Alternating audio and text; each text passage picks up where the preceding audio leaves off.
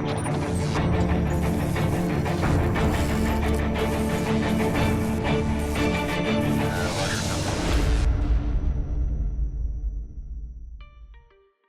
and welcome to the Warcraft Academy guide to Paragons of the Klaxxi.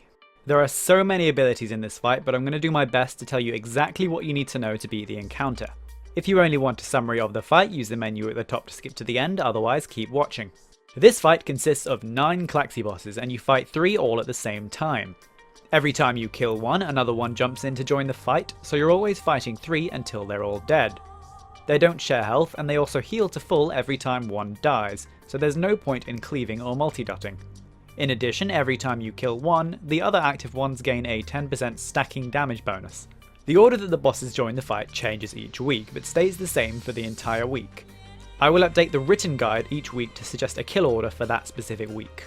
Rikal the Dissector will put a stacking debuff on the tank, which causes him to take extra damage from the attacks of Skier the Bloodseeker. All this means is that whoever tanks Rikal cannot also tank Skier and vice versa. A few of the Klaxxi have similar abilities. Rikal's main ability is Injection.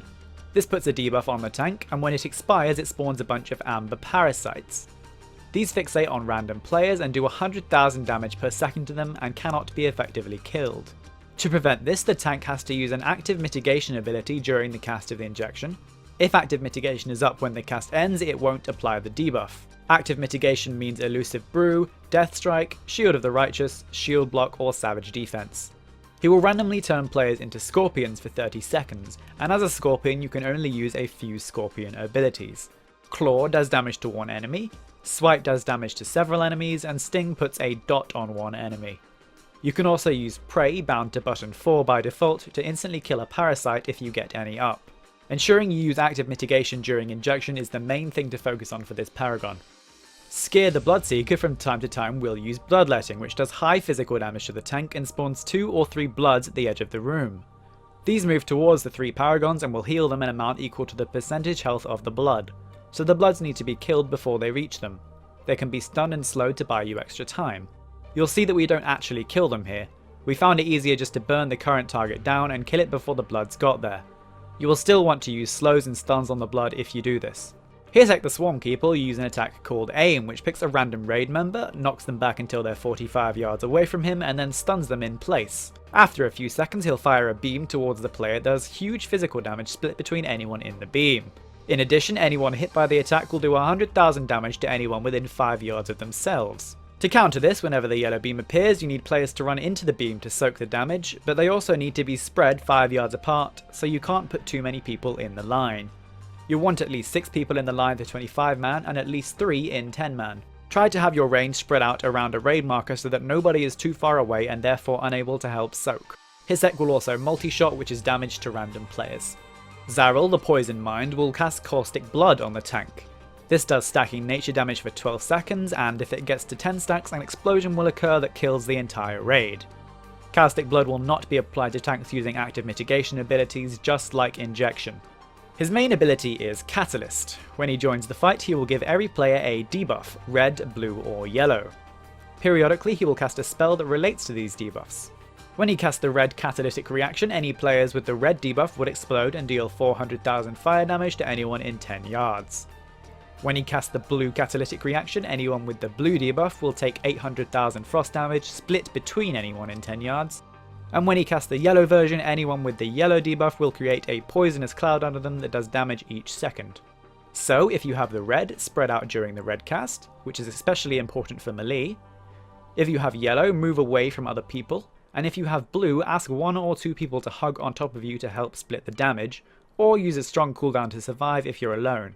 As soon as you get blue, find a friend and be ready to stack if he casts the blue reaction. Korvan the Prime will use Shield Bash on the tank, stunning him for 6 seconds, and immediately channel a Vicious Assault in a frontal cone, doing more and more damage each second.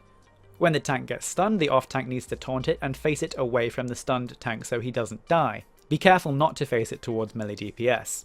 Korvan's main ability is Encase in Amber. Whenever any of the active Paragons reach 50% health remaining, Korvan will encase them in amber for 10 seconds, healing the mob to full at the end. If the amber is killed before those 10 seconds, the heal will be prevented, and you can only use this ability once every 30 seconds. So the obvious way to handle this ability is to immediately swap to the amber when it appears and kill it. But they have a lot of health, so if you aren't very quick to swap, you will fail to kill it in time. Another way to handle it is to cleave 2 Klaxxis evenly down to half health. Push one just below 50% to get him encased in amber, and then swap to the other one to kill him in the 30-second cooldown. Effectively, you're tricking him into casting amber on someone else. Kostik the Manipulator will shoot sonic rings towards the tank, which does 400,000 physical damage to anyone it passes through as it continues on past him, so don't stand in front of him unless you're the tank. He'll create several hungry Konshens around the edges of the room. They have a shield that prevents them from being damaged. Randomly, their shield will drop and they'll shoot a beam at a random player, and that player takes damage each second and the Konshen gains energy each second, and the player is slowly pulled towards him. This will be interrupted when the Konshen takes 30% of its health in damage, so when they shoot a beam at a player, all DPS swap to them until it breaks. Any players who get close to these will instantly die, and this also gives them full energy. Once they get full energy, they will turn into mature Konshens, and these need to be tanked and killed, and they have a frontal cleave attack. Ikthe Lucid puts a debuff on all players when he enters the fight, and this debuff has a colour, a number, and a shape. At certain points of the fight, he'll cast Insane Calculation, which will select one number, one colour, and one shape. Any players whose debuff contains any of those things will create a fire line between every player with those debuffs. The line damages the players and anyone in the line, and the damage from the line gets lower the further the players are apart. Really, the only thing you need to do for this is, when he casts Fiery Edge, spread far apart and don't stand in the lines. Mellie in particular will have to be very careful not to get killed here. Look for gaps in the lines or just stop DPS until it's safe to move back in. He will also cast Diminish on the tank, which does a percentage of their health and damage and instantly kills them if they're under 25%. Karos the Locust will charge around the raid and stun anyone caught in his path. Those stunned and anyone nearby take 200,000 damage per second while stunned. He pauses for a second between charges, so you can move away from his front to avoid the charge if you're quick. He also likes to use Hurl Amber, which throws a pool of amber at random players, and this does damage if you stand in it, so move out of the pools. The final mob, Kilrock the Windreaver, will incapacitate the tank for a moment and do a hard-hitting Mutilate. You just have to heal through this damage. He will also leap into the air above a random player and crash down, dealing damage to all enemies within 5 yards of the impact point, so just be spread out. So we've covered all of their abilities and how to counter them, now you just need a kill priority. Kill whichever mob has the highest priority that is currently active. Now this is a rough priority order. The longer you leave a boss active without killing him, the more damage he's going to be doing. So if you have Karos the Locust active right at the start, for example, he'll have 9 stacks at the end if you leave him till last, which you obviously don't want. So you will need to adjust this based on the order that week. I will update the written guide each week with a suggested kill order related to the order that week, which you can find here. Feel free to change this based on your own preferences. This is just a suggestion. That's basically everything you need to know about the fight. In addition to that, every time you kill one of the Paragons, you can interact with their corpse to gain an extra action button that gives you a special ability. Some of these are useful and some are not. Hirsek the Swarmkeeper allows the DPS to use Snipe, which does damage to one Paragon, doing more damage if they're far away. This increases physical damage they take by 15% for 10 seconds. Rikal allows players to transform into a Scorpion for 30 seconds with a short cooldown. Scorpions are able to deal relatively high damage and can instantly kill the parasites if you get any, using its prey ability bound to button 4. Skier allows damage dealers to cause their attacks to drop healing spheres on the ground, which heals players that run through them. Karos gives players the ability to leap onto the balcony above and hurl amber down below, and they can use this to instantly kill any of the ambers that Korvan spawns, making it a lot easier to destroy. Zarel and Ayakuk give healers a button that increases their healing. Korvan allows tanks to freeze raid members in amber, making them immune to damage for 5 seconds, and the other 2 abilities are minor damage abilities that aren't really needed or relevant for normal mode.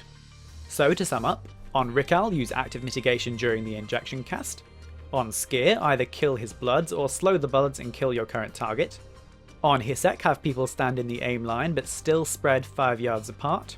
For Korvan, either kill the ambers he spawns or push 2 Klaxxi down at once and kill the one that doesn't get trapped. On Kostik, avoid the hungry Konshens and DPS them down to 30% when they shoot a beam at a player. When they become mature, tank them and kill them. On Zarel, spread out if he casts red, move away if he casts yellow, or stack with friends if he casts blue. On Ayakuk, spread out and avoid the fire lines. On Karos, avoid the amber pools and the charge. And on Kilrock, stay spread out to avoid his reave. Thank you very much for watching this guide, and if you have any comments or suggestions, please post them in the comment section below, and remember to visit warcraftacademy.com for all of our other guides for Siege of Orgrimmar. If you like this guide, please do subscribe, it really helps me out a lot, I really appreciate it. Thank you and catch you soon.